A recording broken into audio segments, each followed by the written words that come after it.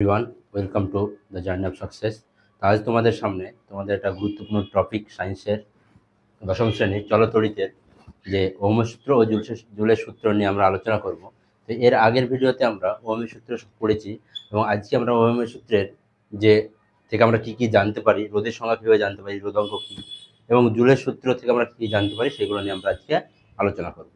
তো চলো কথা না বাড়িয়ে শুরু করা যাক। তো ওহমের সূত্রের ক্ষেত্রে আমরা কি দেখেছিলাম যে কোনো পরিবাহীর ক্ষেত্রে প্রবাহ মাত্রা, কোনো পরিবাহীর ক্ষেত্রে আমরা তড়িৎ প্রবাহ মাত্রাকে আমরা কি দিয়ে লিখি? প্রবাহ মাত্রা, তড়িৎ প্রবাহ মাত্রাকে আমরা কি দ্বারা লিখি? আই দ্বারা লিখি। বিভবকে আমরা কি দ্বারা লিখে থাকি? তড়িৎ বিভব বা বৃহৎ প্রবাহকে আমরা ভি দ্বারা লিখে থাকি। তো ওহমের সূত্রে আমরা কি দেখেছিলাম? কোনো পরিবাহীর প্রবাহ মাত্রা তার বিভব প্রবাহের সঙ্গে কি হয়? সমানুপাতিক পরিবর্তন হয়, অর্থাৎ কি ভি ভেরিজিয়াস আই হয়। এই সমানুপাতিক তোলার জন্য আমরা কি করেছিলাম? একটা ধ্রুবক ব্যবহার করেছিলাম, অর্থাৎ ভি সমান সমান কত? আই আর, বা আর সমান সমান আমরা লিখতে পারি কি? ভি বাই আই লিখতে পারি। তো এইটি এখানে যে আর পেলাম, এই আর কে আমরা কি বলে থাকি? পরিবাহীর রোধ বলে থাকি। আমরা কি বলে থাকি? রোধ বলে থাকি।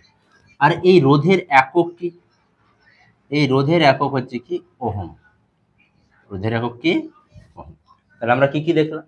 যে ওহমের সূত্র কি বলছে? কোনো পরিবাহীর প্রবাহমাত্রা এবং বিভব প্রভেদ এর সঙ্গে সবসময় কি হয়? সমানুপাতিক। তো এই ক্ষেত্রে যদি আমরা তার একটা গ্রাফ দেখে, তাহলে গ্রাফে আমরা কি দেখেছিলাম? দেখো, যে আই ভার্সেস বি হয়, তার মানে কি সমানুপাতিক মিলে কি তার কি মূল বিন্দুগামী একটা সরলরেখা পায়, মূল বিন্দুগামী সরলরেখা পায়। ওহমের সূত্র দিয়ে আরেকটা জিনিস, ওহমীয় পরিবাহী রোধ পরিবাহী কাকে বলা হয়? যে সমস্ত পদার্থ ওহমের সূত্র মেনে চলে তাদেরকে আমরা বলি কি? ওহমীয় পরিবাহী। তাদেরকে আমরা কি বলে থাকি? ওহমীয় পরিবাহী।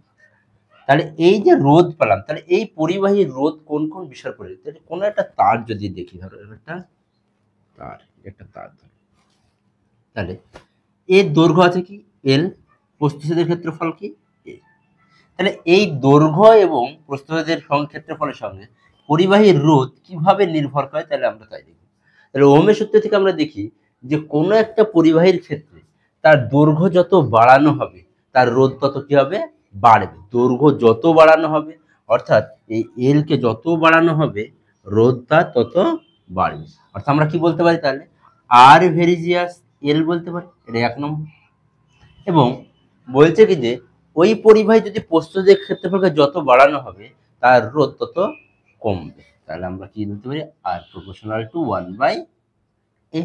তাহলে এইখানে আমরা দুটো সমীকরণ পেলাম। কটা সমীকরণ পেলাম আমরা?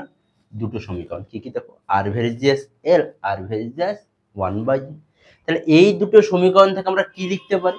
তাহলে এই দুটো সমীকরণ থেকে আমরা লিখতে পারি যে আর ভেরিজিয়াস এল ইন্টু 1/a। তাহলে এখান থেকে আমরা লিখবো আর ভেরিজিয়াস এল বাই।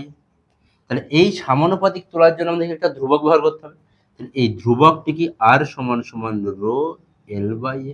এই যে সমানুপাতিক ধ্রুবক, এখানে রো ব্যবহার করা হচ্ছে, এই রোকে বলবো কি আমরা? পরিবাহীর রোধাঙ্ক। কি বলবো আমরা? রোধাঙ্ক। রোধাঙ্কের একক কি? এই রোধাঙ্কের একক হচ্ছে কি? Ohm semi.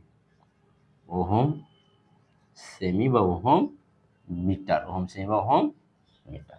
একে আমরা সিমেন্স বলি। ওহম মিটারকে আমরা সিমেন্স বলে থাকি। কি বলে থাকি বললাম? সিমেন্স বলে থাকি। তাহলে ক্লিয়ার এতটুকু?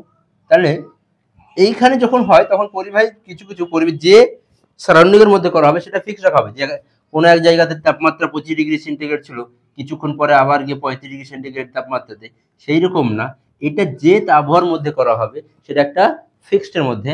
তার করলে যদি আমরা দেখো পরিবাহী রোধ দৈর্ঘ্যের সঙ্গে সমানুপাতিক এবং প্রস্থিতির ক্ষেত্রফলের সঙ্গে ব্যস্ত অনুপাতে পরিবর্তিত হয়। এই থেকে আমরা কি পেলাম? কার ধারণা পেলাম? এই রোধাঙ্কের ধারণা পেলাম। এরপরে এখান থেকে আমরা একটা জিনিস দেখবো যে কোনো একটা পরিবাহী, এই যে আমরা পরিবাহী বলছি, পরিবাহীর ক্ষেত্রে তাদেরকে বলছি যাদের মধ্যে যে সহজে তড়িৎ প্রবাহিত হতে পারছে তাদেরকে আমরা কি বলছি? পরিবাহী বলছি। তাহলে পদার্থকে আমরা তিনটি ভাগে ভাগ করেছি যে এই পরিবাহীর দিক থেকে, যে একটা কি? পরিবাহী। কি কি ভাগে ভাগ করেছি আমরা? পরিবাহী, অন্তরক, আর কি ভাগ করেছি?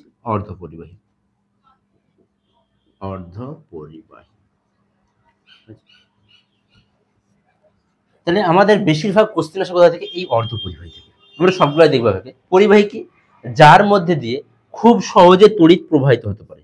খুব সহজে তড়িৎ প্রবাহিত, যে সমস্ত পদার্থের মধ্যে দিয়ে খুব সহজে তড়িৎ প্রবাহিত হতে পারে তাদেরকে আমরা কি বলে থাকবো? পরিবাহী বা কন্ডাক্টর। ইনসুলেটর কাকে বলা হবে তাহলে, বা অন্তর কাকে বলে? যার মধ্যে এদের উদাহরণ যদি আমরা বলি কি, লোহা, তামা, এগুলো। অন্তর কি? যার মধ্যে দিয়ে তড়িৎ প্রবাহিত হতে পারে, যার মধ্যে দিয়ে তড়িৎ প্রবাহিত হতে পারে না তাদেরকে আমরা বলবো অন্তর। যেমন কি ধরো পিভিসি বা কোনো একটা প্লাস্টিক। অর্ধপরিবাহী কি? যে সমস্ত পদার্থ কোনো এক বিশেষ মাধ্যমে কোনো একটা উষ্ণতায় কিংবা চাপের ক্ষেত্রে যদি আমরা দেখি তার যদি তড়িৎ পরিবহন করে থাকে তখন তাকে আমরা বলবো কি? অর্ধপরিবাহী। এই অর্ধপরিবাহীর উদাহরণ কি আমরা বলবো কি? জার্মেনিয়াম আর সিলিকন। জার্মেনিয়াম আর সিলিকন। তাহলে আমাদের খেয়াল রাখতে হবে, আমাদের প্রশ্ন আসে কি যে অর্ধপরিবাহীর উদাহরণ কি? অর্ধপরিবাহীর উদাহরণ হচ্ছে কি জার্মেনিয়াম আর সিলিকন। এই অর্ধপরিবাহীকে আবার দুই ভাগ করা হয়, দুই ভাগ করা যায়। কি কি? এটা হচ্ছে এন টাইপ অর্ধপরিবাহী, আর এটা হচ্ছে কি পি টাইপ অর্ধপরিবাহী। আচ্ছা, কি বললাম তাহলে? অর্ধপরিবাহী কি এন টাইপ আর পি টাইপ। অর্ধপরিবাহীর উদাহরণ কি? জার্মেনিয়াম আর সিলিকন। রোধাঙ্কের একক কি? ওহম সেমি বা ওহম মিটার। একে আমরা কি বলে বললাম? সিমেন্স বলে। একে বলা হয় কি? সিমেন্স বলা হয়। রোধের একক কি পড়লাম আমরা? ওহম পড়লাম। আর তড়িৎ প্রবাহমাত্রার একক আমরা কি জানি? অ্যাম্পিয়ার। বিভব প্রভেদের একক আমরা কি জানি? ভোল্ট। তাহলে একক সবসময় আমাদের কি মনে রাখতে হবে। আশা করছি এতটুকু ক্লিয়ার। আগে বোর্ডে যা আছে একটু উঠে নাও, তারপরে পরবর্তী যে পার্টটা আছে আমরা কি জুলের সূত্র যেটা আছে আমরা জুলের সূত্র নিয়ে আমরা আলোচনা করব। হয়েছে? প্রত্যেক ওঠানো হয়েছে? দেখো এবার আমরা কি করব তাহলে? জুলের সূত্র। কার সূত্র বলবো আমরা?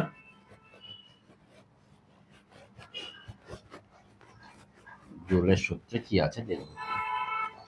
জুল কি বলেছে দেখো, কোনো কোনো পরিবাহীর মধ্যে দিয়ে তড়িৎ প্রবাহিত হওয়ার সময় বলছে কিছুটা পরিমাণে কি উৎপন্ন হয়? তাপ উৎপন্ন হয়। সেই তাপ সম্পর্কিত তিনি কিছু বলেছেন।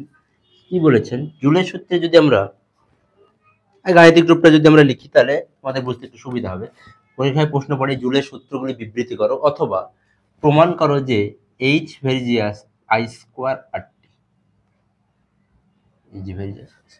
অর্থাৎ এখানে কি বললাম যে জুলের সূত্র যেটা বলেছে সেটা কি পরিবাহীর তাপ সংক্রান্ত। এইচ মানে আমরা কি জানি? তাপ। আই মানে কি? তড়িৎ প্রবাহমাত্রা। আর মানে রোধ। টি মানে সময়। তো জুলের কখানা সূত্র আছে? তিনখানা। কটা সূত্র আছে? তিনটি সূত্র আছে। কি বলেছে? 1 নম্বর সূত্রে কোন পরিবাহীর রোধ আর এবং টি এই দুটি যদি স্থির থাকে বা অপরিবর্তিত থাকে পরিবাহীতে উৎপন্ন যে তাপ সেটা প্রবাহমাত্রার বর্গের সমানুপাতিক। প্রবাহমাত্রা বর্গের। তাহলে কি বললাম? কোন পরিবাহীর রোধ এবং তাপ এই তাপমাত্রা যেই দুটো যদি অপরিবর্তিত থাকে তাহলে পরিবাহীতে উৎপন্ন তাপ প্রবাহমাত্রার বর্গের সমানুপাতিক। তাহলে এটি গেল কি 1 নম্বর। 2 নম্বর কি বলেছে দেখো, 2 নম্বর সূত্র বলেছে কি যে কোনো পরিবাহীর ক্ষেত্রে যদি তড়িৎ প্রবাহমাত্রা এবং সময় এই দুটো জিনিস যদি অপরিবর্তিত হবে তাহলে পরিবাহীতে উৎপন্ন তাপ রোধের সমানুপাতিক। অর্থাৎ রোধ যত বৃদ্ধি পাবে পরিবাহীতে উৎপন্ন তাপ তত বাড়বে। 3 নম্বর কি বলেছে? যদি আই প্রবাহমাত্রা এবং রোধ অপরিবর্তিত থাকে পরিবাহীতে উৎপন্ন তাপ সময়ের সঙ্গে সমানুপাতিক। তাহলে কটা সমীকরণ পেলাম আমরা? 3টে সমীকরণ পেলাম। তাহলে এই যে কথাগুলো বললাম তোমরা কথাগুলো লিখে নেবে। তাহলে কি বললাম? পরিবাহীর রোধ এবং তাপমাত্রা অপরিবর্তিত থাকলে পরিবাহীতে উৎপন্ন তাপ প্রবাহমাত্রা বর্গের সমানুপাতিক। প্রবাহমাত্রা এবং সময় পরিবর্তিত থাকলে এই উৎপন্ন তাপ অপরিবর্তিত থাকলে পরিবাহীতে উৎপন্ন তাপ রোধের সমানুপাতিক। প্রবাহমাত্রা এবং রোধ অপরিবর্তিত থাকলে পরিবাহীতে উৎপন্ন তাপ টাইমের সমানুপাতিক। কার হবে? টাইম বা সময়ের সমানুপাতিক হবে। ক্লিয়ার তো? এই যে হবে কি টাইমের সমানুপাতিক। তাহলে 1 ও 2 ও 3 আমরা কি পাবো? এইচ ভেরিজিয়াস লিখবে কি যৌগিক ভেদের সূত্র হিসেবে যৌগিক ভেদের সূত্র থেকে পাই। কি পাই? তার যদি যৌগিক ভেদের সূত্রে আমরা কি জানি? যদি কোনো সমীকরণে এক বা একাধিক সমীকরণে যে কোনো একদিকে যদি ফিক্স থাকে তাহলে তার ওই ফিক্সড একটা লিখবো, বাদ বাকি ডান দিকে যেগুলো থাকবে বাদ দিকে যেগুলো থাকবে সেগুলো কি গুণ আকারে বসে থাকে। তাহলে এখানে আমরা লিখবো কি আই স্কোয়ার আর টি। তাহলে এইখানে যে ধ্রুবক হয় বা সমানুপাতিক চিহ্ন তুলতে হলে আমাদের কি করতে হয়, যে এইচ সমান সমান 1/i²RT। এবার যদি আমরা প্রবাহমাত্রা, এবার যদি আমরা দেখি যে তড়িৎ প্রবাহমাত্রা, রোধ এবং সময় তবে যদি একক অক্ষরে হয়, তাহলে আমরা দেখব পরিবাহিত উৎপন্ন তাপ তার জুল তাপের সঙ্গে হয় ব্যস্ত অনুপাতে পরিণত হয়। একে এই যে কে বলা হয় কি জুল তুল্যাঙ্ক, যে কি বলা হয় তাকে বললাম জুল তুল্যাঙ্ক। ক্লিয়ার এতটুকু? যে কে বললাম জুল তুল্যাঙ্ক বলা হয়ে থাকে। তাহলে এটি গেল কি আমাদের জুলের সূত্রের যে ধারণা ছিল, সেই জুলের সূত্রের ধারণা। এর পরের ভিডিওতে, এরপরে আমরা কি দেখব, যে রোধের যে সমবায়গুলো আছে, যে শ্রেণী সমবায় আর সমান্তরাল সমবায়। তো একটু বলে দেখে দাও, শ্রেণী সমবায় কি, যখন কোনো পরিবারের ক্ষেত্রে রোধগুলো পরপর সিরিজ বরাবর লাগানো থাকবে সেটা শ্রেণী। আর সমান্তরাল কি, যখন কোনো একটা থাকবে তার নিচে অপর একটা থাকবে, এটা হচ্ছে কি আমাদের সমান্তরাল সমবায়।